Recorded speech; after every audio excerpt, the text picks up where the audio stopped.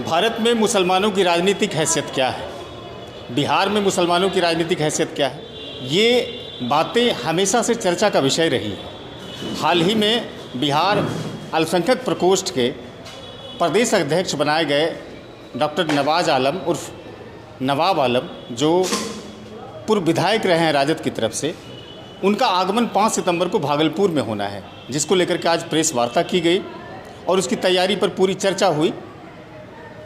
कहा जा रहा है कि इस सम्मेलन के माध्यम से राजद अल्पसंख्यक प्रकोष्ठ हर जिले में बखूबी तरीके से मजबूती से काम करेगी और मुसलमानों की राजनीतिक हैसियत पर भी चर्चा होगी। इसी मुद्दे पर हमारे साथ राजद के कर्मठ कार्यकर्ता शहादत साहब हैं मौजूद, उनसे बातचीत करेंगे और समझेंगे इस पूरी रूपरेखा को। अल्पसंख्यक प्रकोष्ठ के राजद के जो हैं प्रदेश अध्यक्ष नवाज आलम साहब, आगमन 5 सितंबर को हो रहा है, प्रेस वार्ता भी हुई है। जी। इस पर चर्चा क्या होगी? हिंदुस्तान में मुसलमानों की क्या हैसियत है, या फिर राजद में मुसलमानों की क्या हैसियत है, या फिर बिहार में क्या हैसियत है, इस पर चर्चा होगी। जी बिल्कुल। देखिए, मैं हिंदुस्तान के बारे में तो अभी बात नहीं कर रहा हूँ, क्योंकि हमारे प्रदेश राष्ट्रीय जनता दल के प्रदेश अल्पसंख्यक के वो अध्यक्ष हैं। तो यहाँ जो वो आ रहे हैं, पहली मर्तबा वो आ रहे हैं, विद्वान आदमी हैं, उनका भरपूर यहाँ पे स्वागत किया जाएगा।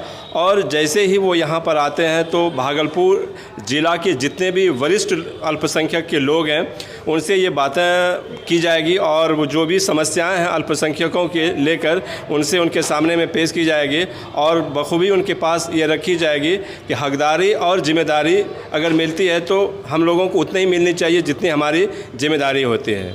ये तो संविधान का ही रूल्स में भी है। आप तो राजद से जुड़े हुए हैं और अच्छे कार्यकर्ता में से गिने जाते हैं। क्या लगता है कि सच माने में जो हिंदुस्तान में इस वक्त मुसलमानों की हैसियत है या फिर स्थिति है, उस पर चर्चा करने की हर सूबे में ज़रूरत है?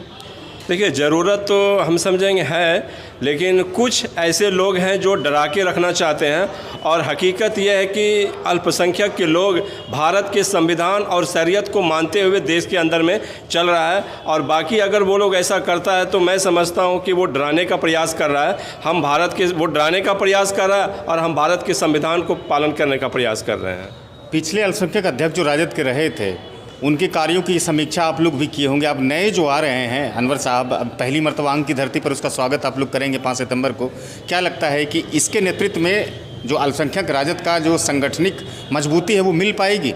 जी बिल्कुल, मुझे उम्मीद है, क्योंकि ये इतने विद्वान आदमी हैं और विधायक भी रह चुके हैं, कार्यकर्ता भी रह चुके हैं। और मैं उनके कार्यकाल को जब मैंने नेट के माध्यम पढ़ा और उसके फेसबुक के माध्यम या उनके जो भी जानकार लोग हैं उनके माध्यम मैंने जब पढ़ा तो मुझे बहुत अच्छा लगा। और जब तक वो अब राजद में रहे वो मजबूती के साथ रहे, और अब जब उसको प्रदेश की जिम्मेदारी दी गई है तो उनके नेतृत्व में मुझे कोई शक नहीं है और कोई डाउट नहीं है। निसंदेह पूरे बिहार के अल्पसंख्यक समुदाय के लोगों को जोड़ने का प्रयास करेगा और राजद को मजबूत करेगा। और जब राजद मजबूत होगा तो अल्पसंख्यक लोग भी मजबूत होंगे।